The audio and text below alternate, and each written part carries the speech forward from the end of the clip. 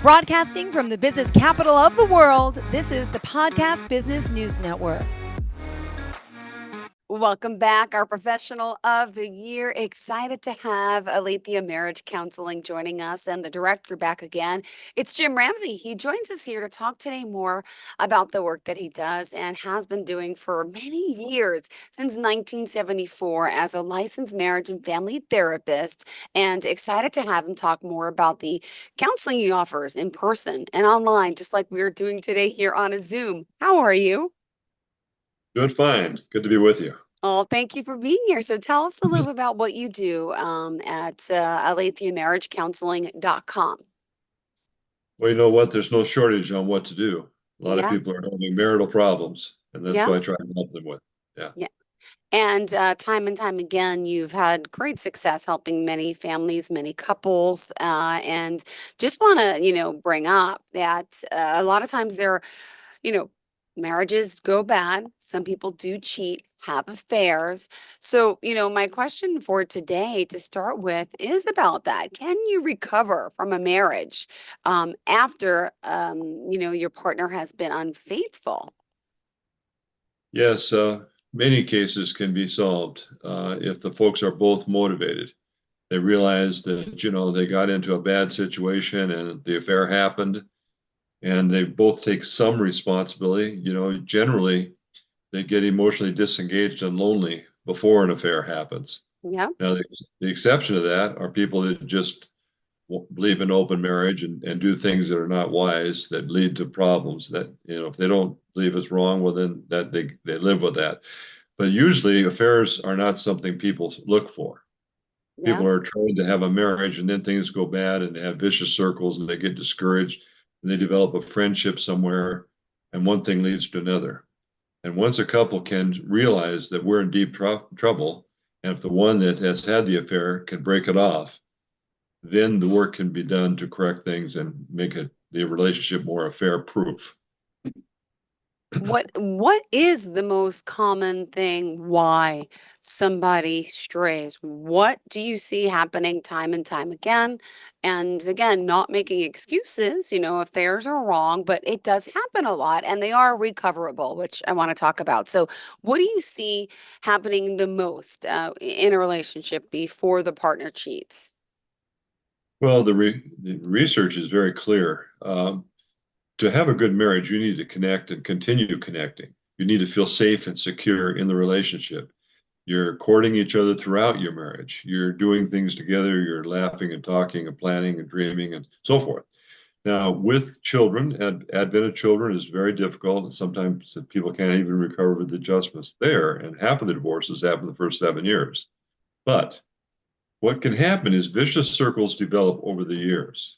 One thing leads to another. And so the couple are spending less and less time together. They're focusing on work, they're focusing on children, they're focusing on family problems, the outside family members and so forth. And they're not connecting. They're just not connecting. And the research talks about the importance of, quote, turning toward. The couple need to be turning toward each other emotionally. They need to be talking, listening, answering, doing, touching, holding, going places. And when you don't turn toward, what you're doing is you're putting your time and energy into relationships outside the marriage, typically at work, can be down at the gym, can be wherever. But when you're developing relationships with other people and laughing and joking about your favorite activities with other people, you develop a friendship, and then if maybe the other person starts talking about intimate problems, they're unhappy with their marriage or something, and then if you're feeling the same way, you say something, and you're off to the races. It's not something people look for typically. It's something that sneaks up on them. Got it. And is there any, you mentioned vulnerable, that behaviors that people we should be looking out for. As you say, what behaviors outside the relationship make a person more vulnerable to these affairs? And by the way, I just got your notes, so we're good. Yeah. Yeah. Well, the thing that makes them vulnerable is they're developing a friendship with a person of the other gender. Of course, you have affairs that are homosexual, but they're getting close and they're talking and laughing and sharing, and then all it takes is one of them to begin getting more personal about what they Yeah. share. And I'm unhappy with this or that with my marriage. And then if they feel that same way on that day or that week, they'll say something typically. And then one thing can lead to another because they've opened the door. Okay, so the thing that helps people save their marriage is to realize that it's not just a bad person that went out and did a bad thing. It's a relationship that became vulnerable that they both participated in causing it to become vulnerable that led to the problem. And we now have learned something. We don't want to go any further down this road. So we're going to get help. And that attitude will prevail and we can transform the relationship. Well, also, can you make your marriage affair proof? Are there ways to actually do that? Yes. Yes. Yeah, there's a book out called His Needs, Her Needs that really Yep. addresses that very directly. Okay. And he talks about how that people can develop all kinds of connections if they want to. There are a lot of activities that they hadn't even thought of that they might enjoy doing together. Yeah. Sometimes a couple feel like he just wants to go out and hunt and fish, and I want to go Yeah. dance or go to movies or something. Well, there's all kinds of things people can do, and there's books on the subject. The best one is His Needs, Her Needs. And so if you want to build connections, you can. There's help. Now, in order to get help, I just want to remind everyone the ways we can reach you. I know we established it off the top of the show, but here we're talking with Jim Ramsey and Aletheia Marriage Counseling. Just want to spell that for you, Aletheia, marriagecounseling.com. And again, he's available here, as you can see on the podcast, also for Zoom sessions as we are doing today, which makes it very easy access to have someone, to help you going through this. So, making that marriage affair proof, and how can you recover? Is there, what do you recommend? What types of, counseling do they need? Are they coming to you together? Are they coming separate? And, normally, how long does it take something like this to address, to recover from? Well, there's variables that determine how long. For Yeah. example, if it's an affair that happened 5 years ago that just got discovered and it's been dead and dormant for, 4 years, Mm-hmm.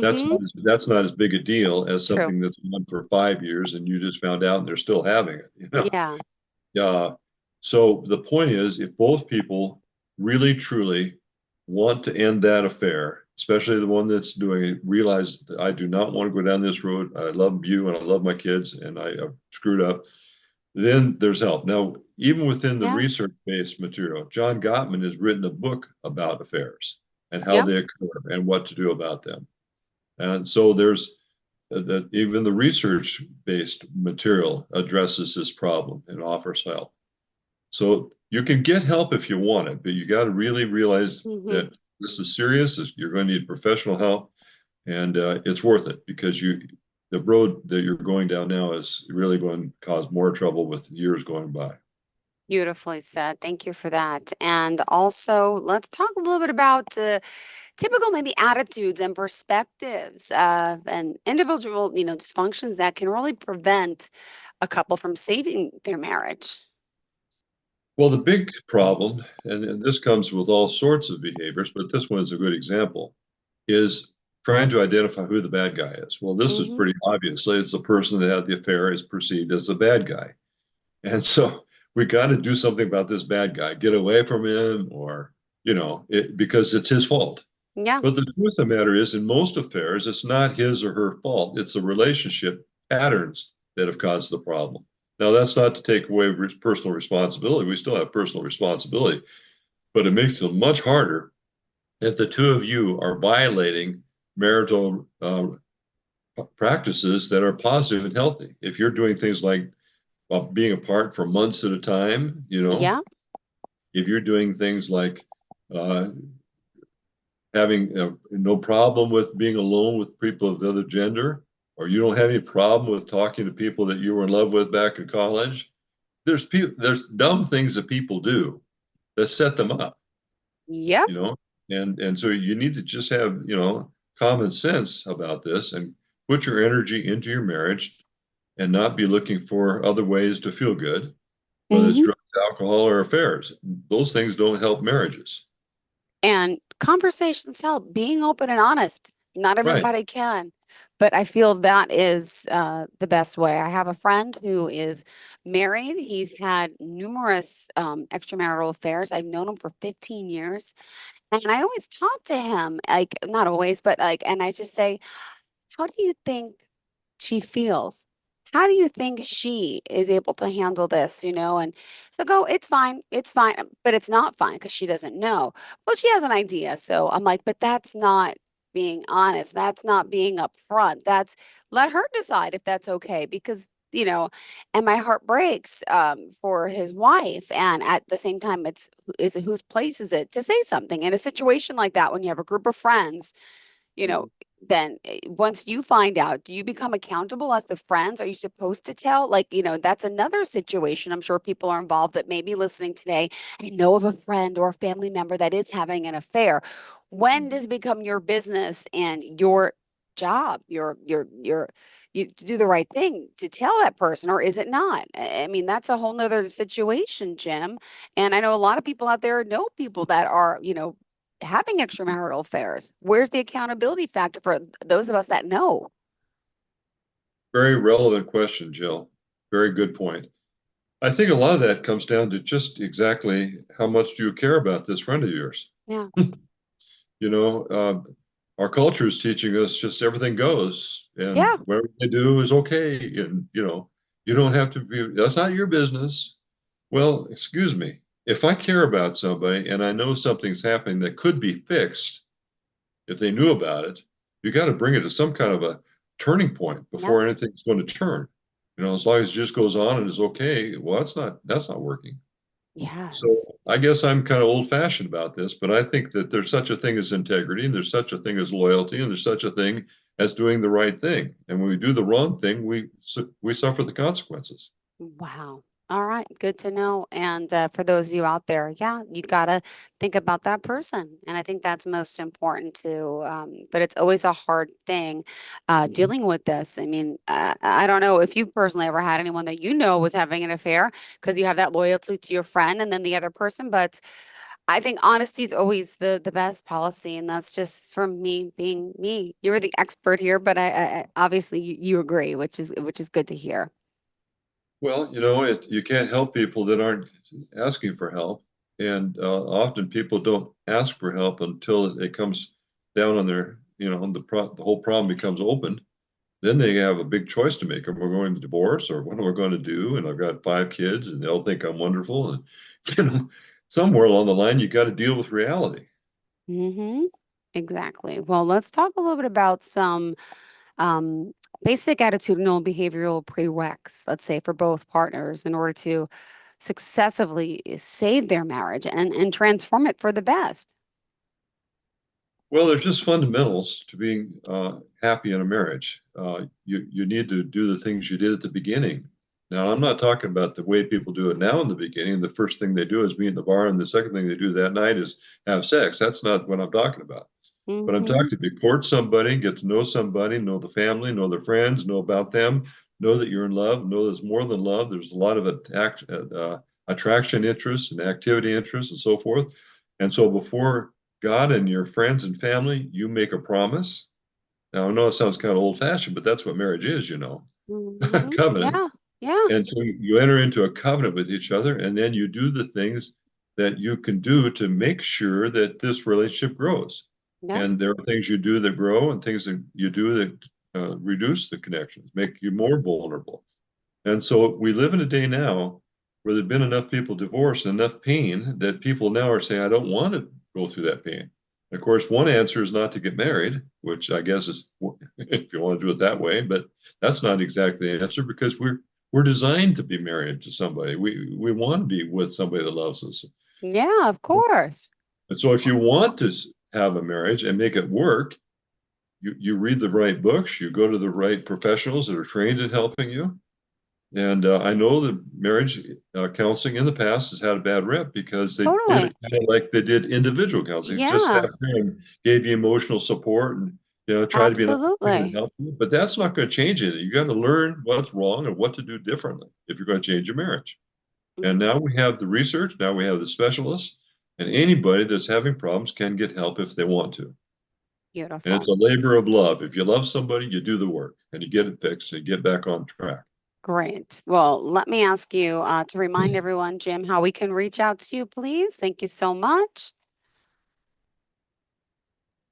Oh, I'm sorry. You asked me a question. Oh yeah, it's we're a little over halfway. It's always important Okay. to yeah, Yeah. to reestablish. Go ahead. Yeah. Just call me at 406 370 3515. That's pretty simple. The easiest way you can do it. Perfect. Well, thank you so much. And let's continue the conversation here. Again, we're talking mostly today about marital affairs and all the couples counseling that he offers. And this is a huge topic. It happens a lot more. Let me just ask, what are you seeing with couples? You work with many couples. How many is there a percentage what you see this is happening to people? Well, you know, I have more people that come to me for marital help without an affair than I do that have an affair. But at the same time, I would say probably a quarter of the people I see have had an affair or are coming out of an affair. It's common, but Yeah. I think there's kind of two kinds of people these days: the ones that are trying to get help and the ones that are just getting out Yeah. and leaving it. Mm-hmm. And the leaving it seems like the easy way out, and often they get so angry and frustrated with each other they just can't hardly stand each other, so they just want out. And Mm-hmm. that's understandable, but that's not the answer. The answer is to get at the actual emotions that are going on and stop giving your partner the reaction. See, the reaction to the pain hurts them, and they have a reaction to their pain, and then you have more reactions, and you're dealing with horrible reactions. But Yeah. if you get help with a therapist, it helps you to talk about what's really going on deep inside. Then the partner begins to feel some empathy and then talk about what's going on deep inside them. And you feel empathy for them and you begin feeling a little bit of connection. And then as you work with it, you get more connection. But you're not going to get anywhere blasting each other with your reactions to what you're feeling. You got to get down and talk about the actual feelings. Beautiful. Well, also let's talk a little bit about the children, because children are always involved in this. And obviously, how do you help them go through this? Because they're going to see all this relationship turmoil between their parents to the point that, we want to get them much better prepared for themselves to have a good marriage. So, I mean, it's hard with the children. What do you recommend with them? Well, there's two things I hear you asking me. One would be the case where the kids are present and the parents are having Yeah. horrible marital problems. And what I tell the parents is, how about educating your children through your own Hmm. example that marriage can be saved? Yeah. They've seen the bad of it. Tell them we're going to get help and let's work it through and show them that they can be married and make it work, even if they have trouble. That's one aspect. Now, working with the people that are the children who've grown up, whose parents had bloody fights and got divorced, all you can say is they didn't do what you can do now. Yeah. You've got answers now they didn't have then. Or even if they had them, they didn't use them. You can choose to use the help that's available. So just because they got divorced doesn't mean you have to get divorced. Yeah. Just Well, let me also point out here, is it possible to have, as a child, parents that have been unfaithful for them to grow up and have healthy marriages as well? Some people are concerned about that, or a lot of times they hold on to that trauma in their past about their own childhood. well, that's a big thing. That's what we call luggage. You Yeah, bring your history with you. And of it's really course, we all important do. for children, for adults now that have been traumatized as Yeah, children, to realize that traumas can be healed. yeah, In fact, the best place to heal traumas that have to do with relationships is within the current marriage. yeah. Help them to be able to talk about what it was like to be a child with parents traumatizing, whether it's emotional or physical or sexual abuse, or whether it's just Mhm. anger, or not just whatever kind of abuse I it see is, what you mean. Yeah, that they can work through that. And the key is to be able to talk about what's going on in the present relationship that you sense is a triggered reaction. Okay, I'm extra reactionary to you because my dad used to abuse me loudly and you didn't do it near as bad as my dad did, but it triggered me. I'm reacting to you because I used to react to my dad. Okay, now we can begin to talk about that. And I can begin to see that when you say certain things, I overreact. And now I've got to realize I got to heal from that. And we talk as spouses about it. And you can actually help each other heal from the various traumas that you've had in the past, yeah, particularly if you have a therapist guiding you. But even without a therapist, you can do a yeah. lot of work by just calming down and and asking, why did I get so angry? Well, maybe it's because this of my sister, Mm-hmm. my brother, or my dad, or my mom, or whatever, you know? Yeah. Well, also, with the work you're doing, with children involved, there's always going to be, a lot of turmoil in a sense. And what would you say some of the major challenges couples face as they relate to each other's parents, families, as well? Well, that's a whole nother bag of worms, you know? I mean, Sure is. you've heard the old tradition about the mother-in-law, and that's unfortunate, but sometimes it is true. It can be other people that you're unduly attached to that you begin to put ahead of your spouse. But when you get married, you've got to realize that your marriage is your central relationship. You still have your parents and you love them, but you're not going to put your parents above your wife or your husband. And it's very important that a couple develop their own little marital family system that may be different than theirs was or the others was. It's best of both, hopefully, and throw in the best of some of the neighbors you saw. You're building your own little subculture. Mm-hmm. And that subculture doesn't have to be identical to some dysfunctional subculture you came out of. Hopefully, Yes. it'll be a new kind of subculture that is healthy and vital, you know. Mm-hmm. No, And that absolutely. And Now, that's where subcultures are important. You know, people hang out in dysfunctional subcultures. If you spend your time in a bar, you're probably dealing with people that haven't been married more than 5 years. If you spend your time in a healthy subculture where people have been married 50 years are present, then you begin to see the spectrum, what gives you more hope than just being somewhere where everybody is trading partners and being with people they're not married to, etc. got it. Well, do you want to talk maybe a little bit about some of the boundaries that should be in place for couples concerning how they're relating to each other's families?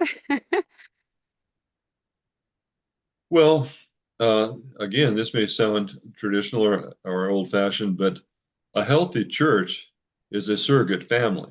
Hmm. You know, it's you have surrogate parents, surrogate uncles and aunts, surrogate grandparents, brothers and sisters in a healthy, happy church where people are trying to be godly and moral and loving and kind. You have people there that they'll reinforce you being solid. Yeah. You're hanging out with people that are working to be good people and trying to be responsible and mature. That helps you be that way. But if you're running around with people that are immature and doing the wrong things, it's hard to be that kind of person you might want to be because you're not with the right people that reinforce that and help it. Yeah. So find people that share your values and your interests. And also can share boundaries, right? Because, you also, there's other boundaries that you may want to share, right? That can help us be aware with couples during, when they're building their marriage. Yes, well, it just I think people are so isolated in a lot of ways. When I was in graduate school, there was a book written by a sociologist there called The Lonely Crowd. And that's what we're dealing with in a lot of places. Hmm. People move from place to place and they're away from their families of origin and their siblings and they're in some other town and maybe it's a great big town and they don't know anybody except at work and it's a lonely and sad situation. People don't realize that there are not very many funerals even going on these days because they're not part of a group of people that want to honor their death. Yeah. you know that's more associated with church again. You're a church family and everybody comes out for your funeral, but you don't get a funeral from your friends at work typically. Mm-mm. And so some of these things that are really important to strengthening our families are not being used, are not important anymore to a lot of people, and they're suffering the consequences. Yep. Yep. No, things go wrong in a marriage. I know you're up there at the altar or wherever you get married, right? And you make these commitments. And I know, a lot of those are, it's better or for worse. I don't know the exact quote, right? And sometimes it's worse, and including worse, drugs, alcohol, substance abuse may come into that marriage. So how do Absolutely. you handle that? I mean, you did sign up for better or for worse. So could you talk a little bit about that? Because I know that's another big issue that a lot of people face, unfortunately. Well, people don't want to be reminded of the fact they made a promise that they're not keeping. Yeah. Sometimes you have to be the bearer of bad news. But the way I put it, I'm not diagnosing people with alcoholism or drug abuse. I'm not a Hmm. drug and alcohol therapist. But when I ask people, when you fight, when you have these horrible arguments, how often are you drinking at that time? Yeah. And they say 90%. I say, well, it sounds like you have a drinking problem. Because you see, when you drink, you lose your inhibitions. That may sound kind of romantic, but when you're upset, it's not a romantic. You're going to say bloody, horrible things to each other you wouldn't say if you weren't under the influence. And the loss of inhibitions is one of the first things that happens when you drink. So you got to be very careful about these things. Drugs and alcohol don't help relationships. They usually harm it. And I'm sure you've seen a lot of that as well, right? Yeah. Yeah. But can be recovered, right? You can help someone through Oh, that. These absolutely. are all things that are, I hate to say it, the word, but it's normal. These are normal things, right? That are happening in relationships and marriages all over the world. So you are not alone. And that's one thing I always like reminding people is you're not alone. Right. Obviously, you and your counseling services exist and your work because people are in need. So if it always makes me feel better to hear that I'm not alone when it comes to something like this, you're not the first person to go through this, you're not the last, and That's it's right. okay. That's right. So what I will say, if there's a horrible problem with addiction, obviously you're going to have to get this straightened out. You may have to go in inpatient treatment for a little bit to get Mhm. rid of your alcoholism. Come back to me and I'll work with you on your marriage. But you got to do it step by step. You can't just say, well, that's too hard. Too many people are saying some stuff is too hard. It's only hard. It's not too hard. Lots of things are hard. Going Yeah, through a horrible disease is hard. darn Having a right. conviction is hard. Yes, There's it all kind is. of Yeah. death of your friends or family is hard. You got to learn. You got Hmm. to go through. You got to go through it. You got to do whatever you got to do. And there's people that help you, and I'm one of them. But you don't Beautiful. give up. Well, I think we can end it on that note for today and would love to talk again soon, Jim. I'm so glad we got this down. These are great sessions and you're really informing so many. And just tell us, you're based out of Montana. What states are you able to help people in, especially with the Zoom services? Yes, well, because I'm a licensed marriage and family therapist and also Mm-hmm. an ordained minister, I can help anybody anywhere. If you Yeah. call me, I'll talk to you on Zoom or on phone. And just because I have the extra professional training as a licensed therapist, well, that's to your advantage. But you know, anyway, it's not an illegal thing to have my services if you're in New York or Timbuktu. I've got people outside the country calling me. Yeah. So if you need help, give me a call or see somebody near you that has the training in working with a research-based approach. Yeah. Well, thank you again. How can we reach out to you? Would you mind sharing the best forms of contact again? Yeah, Jim Ramsey, MT at gmail.com or 406-370-3515.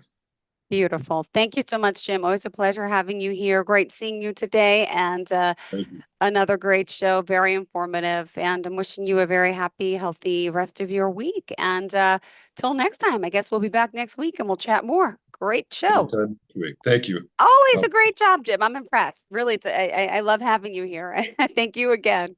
Thank you. Bye bye. Are you looking for even more of the podcasts and hosts that you love? The Podcast Business News Network is proud to announce that you now have even more ways to listen live. Check out the MyTuner Radio, online radio box, and Simple Radio apps on iOS and Android, or find us online. Search for Business News Network on mytuner-radio.com or search Podcast Business News Network on streama.com and onlineradiobox.com/US. Take your podcast on the go and don't miss a minute of the action.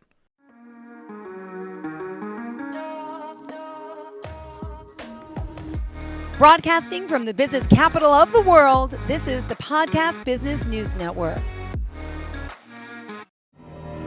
For nearly 2,000 severely injured veterans, everyday life has become filled with barriers. Day-to-day simple tasks can become pretty daunting. I have to carry my chair up 2 flights of steps or have somebody do it for me. What scares me the most is just the falling. When I'm struggling with my house, I think, to have that one great barrier just knocked down, it's crucial.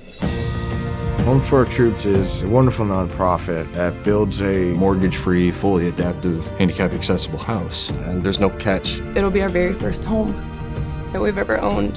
This is a game changer. This is where your life begins again.